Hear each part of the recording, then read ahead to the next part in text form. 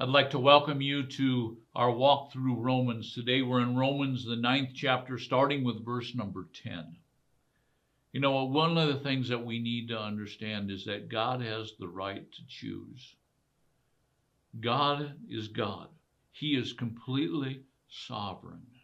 In other words, there's no one that can say to God, you can't do that. And God has made his choice. He chose the children of Israel. But then he also made another choice, and that is to take those that receive Jesus as Messiah, as Savior, and place them on the same footing, on the same ground, in the same family as the children of Israel. Now, today we're in verse number 10. Verse number 10 of Romans, the 9th chapter, says this, and not only this, but there was Rebekah also, when she had conceived twins by one man, our father Isaac. Now, what's he talking about? Rebekah was the wife of Isaac, and Rebekah had twins. She had Jacob and Esau. She had twins. Now, let's go on to verse number 11. For though the twins were not yet born and had not done anything good or bad, so that God's purpose according to his choice would stand, not because of works, but because of him who calls. Now, what's he talking about? It says, though the twins who were not yet born, God had made a choice before these twins were ever born. God had made a choice to choose Jacob over Esau. And he goes on, he says, and that had not done anything good or bad. God's choice was not a choice of whether you've done something good or bad. God's choice was God's choice. It didn't have any conditions to it. He just chose. And let me just say this, God can do anything he wants. Now, again, we're not talking about choosing an individual and not choosing another individual.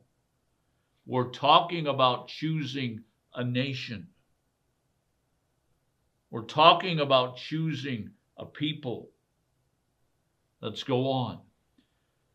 Back to verse number 11. So that God's purpose according to his choice would stand.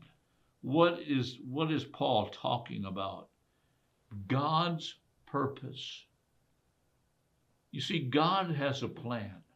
God has had a plan from the very beginning, a plan of redemption, a plan of bringing people into relationship with him. God has had a plan. And so the Apostle Paul writes, so that God's purpose or God's plan was according to his choice. In other words, God looked at his plan and he says, this is what I choose. This is how I choose to do this. This is what I want to do. God's purpose was according to his choice and that it would stand. This was not something that God was going to waver on. God was going to make a choice between Jacob and Esau, and God made that choice. Now, the end of verse number 11. Not because of the works, but because of him who calls. It wasn't based upon how or what people did. How many of you know that the name Jacob means the surplanter? Jacob was not a very nice person. You know, sometimes I wonder, did God choose Jacob because Jacob wasn't a very nice person? And I mean, he took advantage of his brother. He was a conniver. I mean, he was always operating. God didn't choose Jacob because of his works. And God did not choose Esau because of his works. But God called, God spoke, God kaleo, God beckoned. And who did he beckon? He beckoned the one who didn't have very good works. Wow. If that's not grace, then I don't know what that is. He beckoned Jacob. He visited Jacob. He touched Jacob. Wow. Verse number 12. And it is said to her, the older will serve the younger. God spoke to Rebekah. He said, Rebekah, here's my plan. Here's what I'm going to do. He said, the older, which was Esau, is going to serve the younger.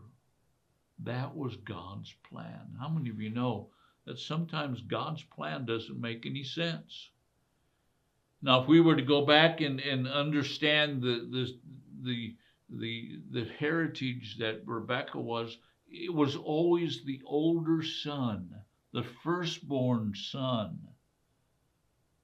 that became the ruler, that became actually would many times receive more of an inheritance. He was put in charge of his father's estate.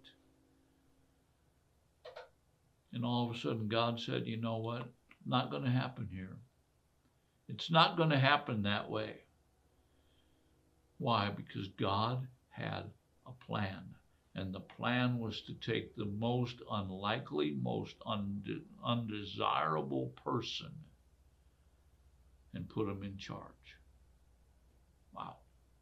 Verse number 13. Just as it is written, Jacob I loved, and Esau I hated. Jacob I loved, and Esau I hated.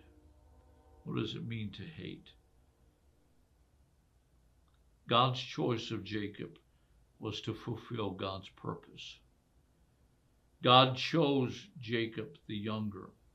This was not traditional. This is something that God did. But because God chose and loved Jacob, God had to paint a picture that he was against Esau. The Greek word for hated is misio, and it implies ill will towards someone. The Hebrew word that's used here, and by the way, this is a quote from Malachi, the first chapter, verse 3. The Hebrew word means to hate, but it also is to be unwilling. You see, God was not operating for Esau, even though he did put a blessing on Esau. God was operating towards Jacob because Jacob was part of God's plan. That's what he's talking about here. I hope that this has helped you. Join us again next week as we continue our walk through Romans.